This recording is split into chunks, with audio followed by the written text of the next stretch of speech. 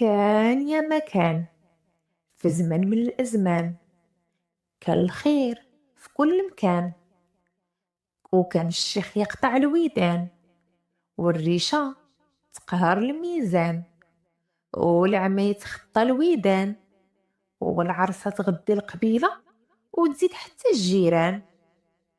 وكان في بلاد بعيدة خيرها كتر من شرها، معروفة بالخيرات اللي ربي جاد بيهم عليها.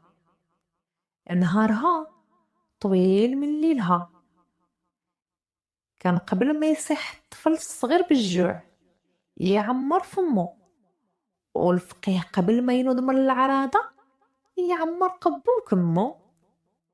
كان الخير والخمير في أرض السلطان باهي طلعة، ومولاي السلطان كانت عنده بنت وحدة، وكانت سميتها لالا شامة. أمرها مطاع وكلمتها مسموعة، واللي طلباتها تحضر في الحين، حيت لالا شامة كانت مفششة ولكن كانت طيبة، ويديها تعطي، ولسانها ما تسمع منه غير الكلمة الطيبة والقول الحسن. كبرت لالا شامة، وصلت لسن الزواج، وبقى كيفكر مولاي السلطان باش يزوجها، وقال في طول البلاد وعرضها باللي ما يكون عريس بنته غير شي فارس من الفرسان ولا وزير من العيان، المهم يكون همه وشان وقد المقام. وكان الإعلان كافي باش يتصفوا العباد قدام القصر بالليل والنهار.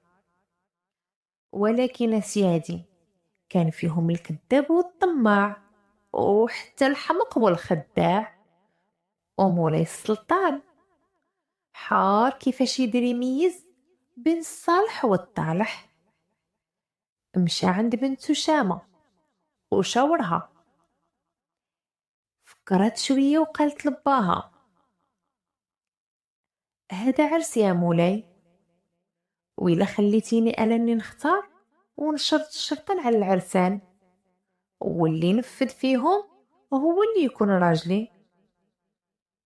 إيوا يا الحباب، في واحد الدوار بعيد على المدينة وصلهم الأخبار، والناس فيه بحال اللي ما سمعوش، حيت لا فارس فيهم ولا وزير، كل شي فقير ومعدوم، اللي حرسوا النهار يحسدوا الليل. ولكن كان فيهم واحد الشاب سميتو أمير،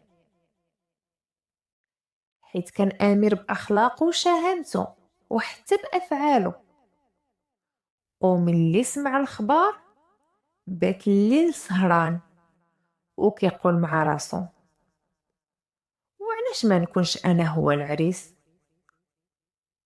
في الصباح التالي قرر يقصد المدينة، خاطب راغب في الأميرة لالا شامة. صحابو عياو ما يمنعوه، حيت كيبان ليهم غادي للهلاك برجليه، وكيقلب على قطع الراس، حيت لا بو عنده ولا ساس، يتيم ما يكسب ما يعلم، وفراس مالو غير دراعو وعقلو. قال لهم أمير: واش عقلتو فاش ضلت لالا شامة الطريق في الغابة؟ شكون اللي وراها طريق القصر؟ ماشي أنا. وفاش هجموا الكلاب كانوا ناويين على الغدر، شكون اللي حمى عليها؟ ماشي أنا. شافوا فيه صحابو وقالوا له: كاينة ما كذبتيش، ولكن انت عارف أن هاد الشجرة وانت دري صغير، ومحال لالا شامة تعقل، واخا انت ما نسيتي. ولكن مع من داوي أمير اللي فراسو جمع زادو وقال لصحابو: أنا غادي خاطب، إلا قبلوني هذاك رجايا، وإلا رفضوني نرجع بحالي وننسى الحكاية. شق أمير طريقه وسط الغابة، ما حابسه لا شمس لا ضبابة. وفي الطريق تلاقى بفارس من الفرسان جالس بوحدو وحط يديه على خدو. قرب منه أمير وسولو: اش كدير هنا في الغابة وبلاصة الفرسان باينة؟ شاف فيه الفارس وقال: ودي، الفارس ما نفعو لا خير لا شجاعة ولا حتى شهامة قدام الشرط اللي شرطت لالا شامة. ايوا غير سمع امير اسم لالا شامة اجلس وحل ودنيه مزيان يسمع الحكاية. قال له الفارس: البارح مشيت للقصر خاطب راغب كيف جميع الفرسان، لكن لالا شامة ما بقات باغا لا فارس ولا واحد من العيان. حار امير في الكلام وقال: ياك هذا شرط الخاطب، واش صدقت ولا انا كاذب؟ جاوبوا الفارس: كنتي صادق، اما دابا لالا شامة طلبات نجمة من السما، واللي قال قدر وما قدرش غاتجازيه بقطع الراس. وقف امير وتعجب للشرط وقال في نفسه: الفروسية والشجاعة حنا ماليها، اما نجمة من السما شكون غيقدر عليها؟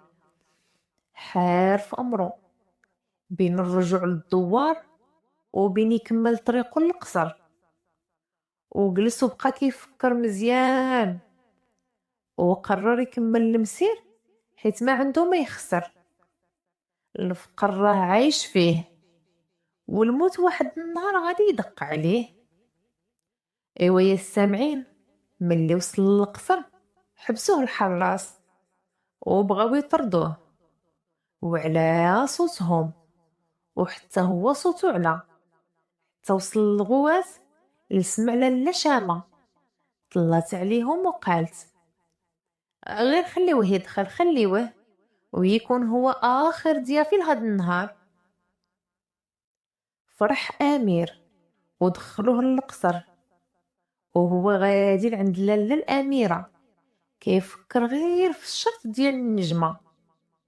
ملي وصل لبيت لالا شامة تسمر في مكانو، أما ملي شاف صنعة الله وشاف الحسن والجمال ديال لالة البنات قال ليها: إلا خليتيها 1000 نجمة أنا قابل.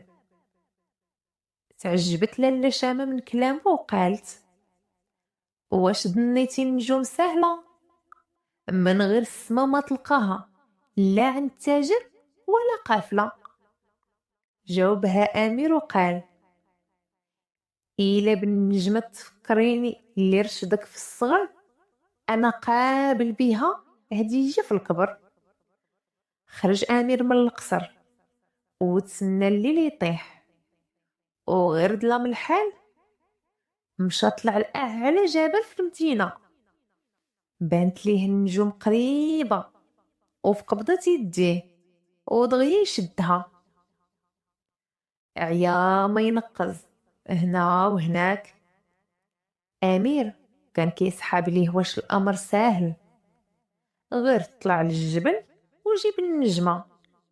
أما دابا ولا يشوف غير نجاتو من قطيع الراس نعمة.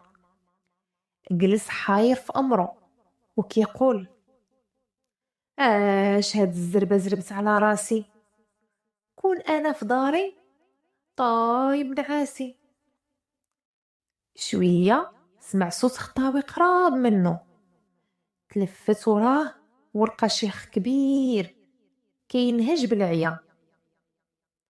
قرب منه وجلس حداه وقال ليه آمير: تانتا عمي، تانتا جاي تخطف نجمة من السما. شاف فيه الشيخ وتبسم وقال: حتى إلا خطفت النجمة واش لالا شامة تقبل بيا وانا شيخ كبير بيض اللحية؟ شاف الفوق للسما وقال: شوف وليدي، خذ هاد السلهام، لوحو على كتافك وطير في السما وخطف ليك شي نجمة وسير بيها للقصر وخطب لالات البنات.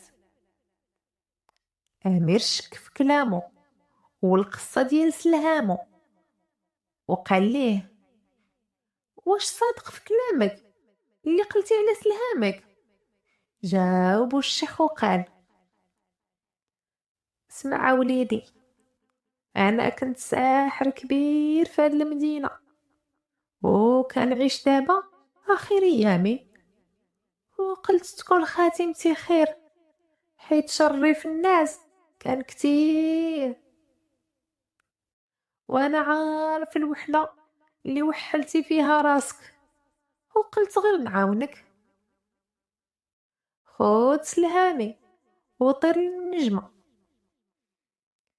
داكشي اللي كان دا امير السلهام وطار في الظلام، وكان فرحان حيت شويه وتكون النجمه بين يديه. وفعلا ها هما النجوم قدامه، وبدا يا سيدي يتخير ويختار، واختار احسن وحده فيهم. ايوا غير شدها بيديه وهو يغبر داك السلهام، وبقى هو في الظلام كتلعب به الرياح من الشمال لليمن، حتى جات واحد الريح قويه ورجعته للارض وطاح على كومه ديال التبن. فرح برجوعو للارض، مسح راسو وساس التبن من على لباسو، ولقى بلي الريح رماتو في مكان بعيد على المدينه وكتسناه طريق طويله للرجوع. ولكن الوقت ليل، داكشي علاش قرر يبات حتى الصباح. وملي فاق اول حاجه دارها تفقد نجمتو واللي عليها كل حكايه، وملي لقاها فرح وشد الطريق رجع للمدينه. ايوا في طريقو تلاقى بثلاثه ديال الخوت مخاصمين، وقال مع راسو يشوف اش كاين وربما يقدر ينصح او يصلح. مشى عندهم وسولهم: مالكم؟ جاوبو كبير الخوت وقال: حنا سيدي ثلاثه ديال الخوت، مات بونا هادي 3 ايام وخلانينا في الورد هاد الطاقيه وما عرفناش كيفاش نقسموها بيناتنا.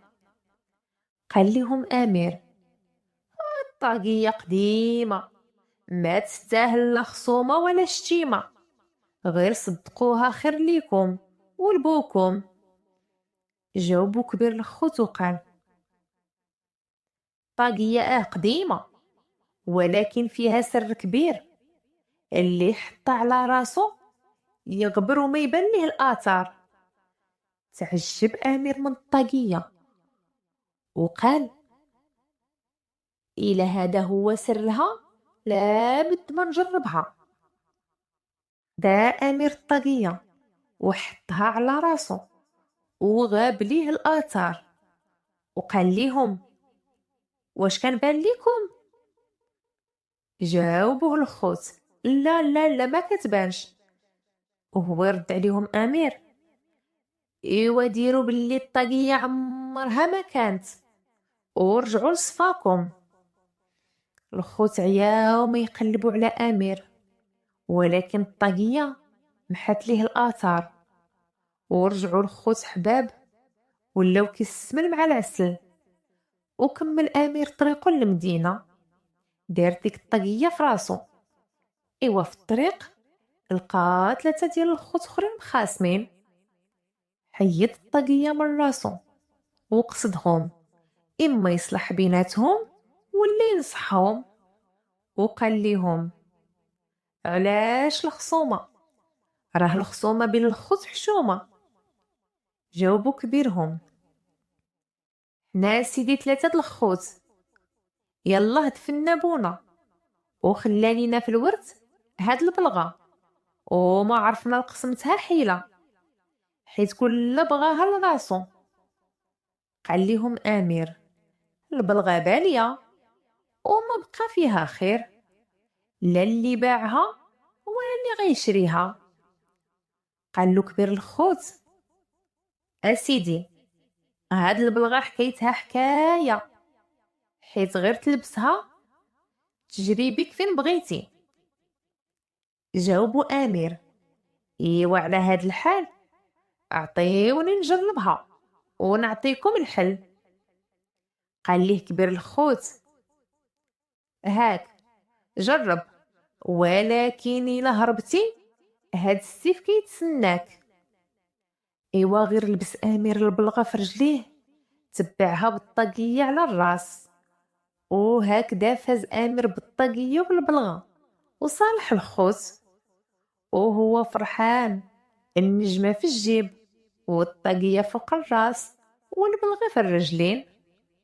وهو غادي في طريقه لقى 3 د الخوت مخاصمين.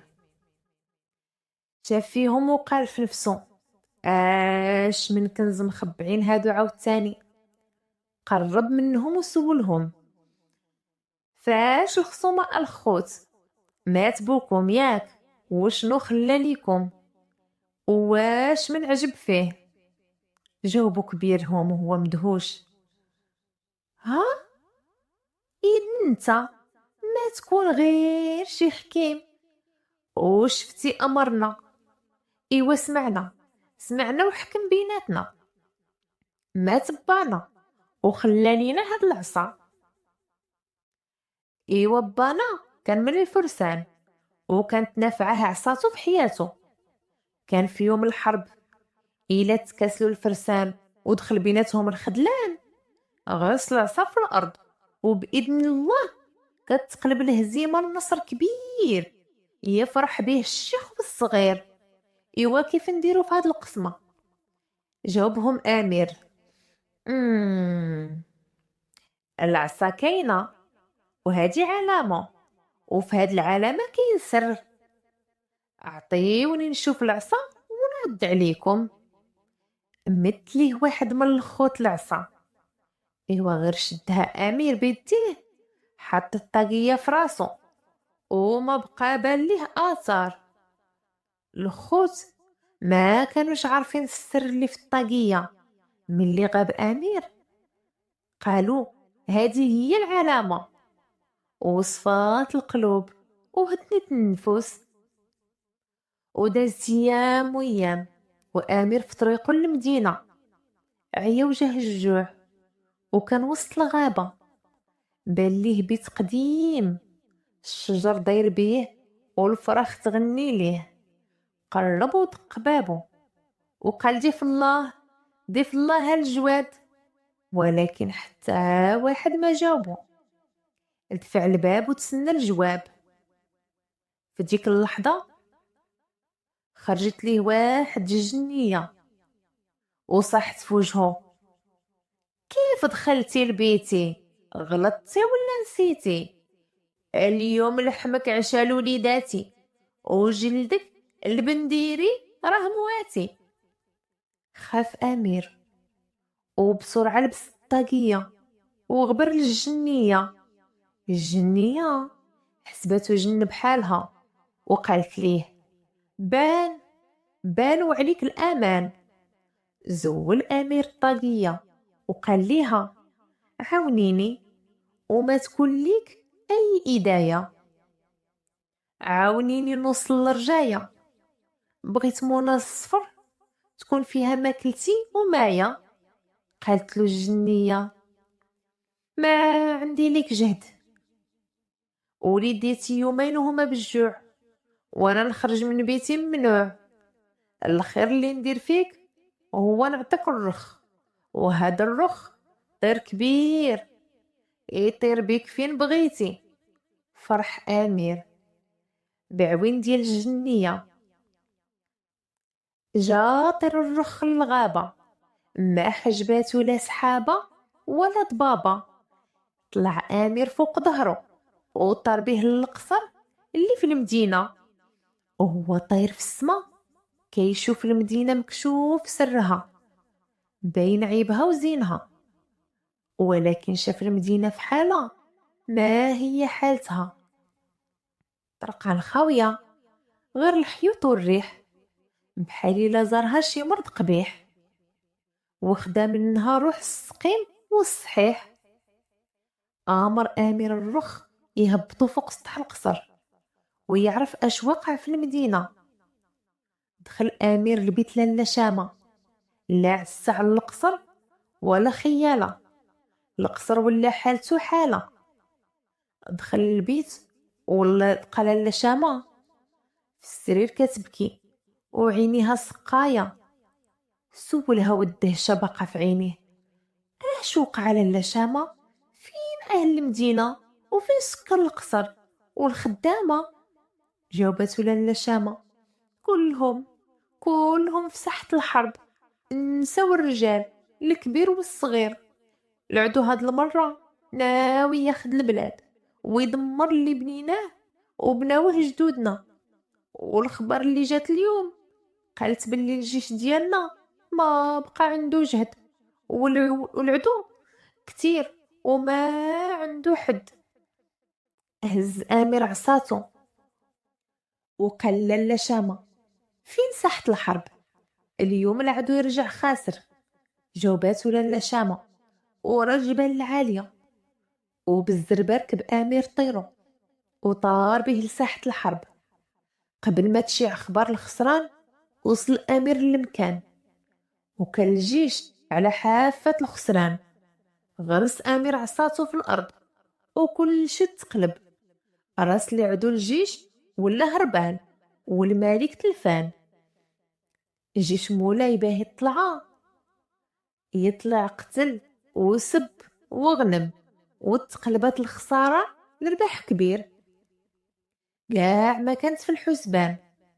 رجع الجيش للمدينة فرحان باللي كان، ورجعوا يعاودوا قصة الحرب اللي ربحوا بسبب امير وعساتو. وبصراحة الناس نساو امر النجمة وما بقى ليهم حديث غير على عصات امير. امير في اليوم التالي وقدام مولاي باه يطلع، ولالا شامة دخل خاطب راغب وخرج النجمة من جيبو. النجمة كانت لامعة وساطعة ونورها عمر المكان. ايوا سيادي مولاي السلطان قبل وقبلات حتى لالا شامة. قال ليه مولاي السلطان، لو كان الخطبة بلا نجمة انا قابل الكل ما درتي لهاد البلاد السعيدة. قرب امير بين يديه وقال، لو طلبت لالا شامة 100 نجمة كون طلعت للسما 100 مرة. وهكذا كملت الفرحة، وتزوج امير بلالا شامة، وداز العرس 3 ايام فرح فيها الصغير والكبير. اما قضية الطاقية والعصا والصباط خداوهم امير ومشى عند مولاي السلطان. هكا مولاي السلطان، هاد العصا العجيبة حيت الحرب نتا مولاها، بالعصا تحفظ الهيبة وتخلي لبلادها غناها. وخلي لي انا مولاي هاد الصباط والطاقية. وعرفتوا علاش امير خلى الصباط والطاقية؟ حيت امير كيف قلنا كان امير الفعل والقوال. كان كل نهار كيلبس الصباط ويدير الطاقية ويطير يزور صحابه في الدوار، يمشي في الحال ويرجع في الحال. امير ولالا شامة عاشوا حياة سعيدة، لا منين يكد صفاهم ولا من يكد المكايد. ومشات حكايتي من واد الواد ومن بلاد لبلاد، يحكيوها الجداد للصبي والحفاد.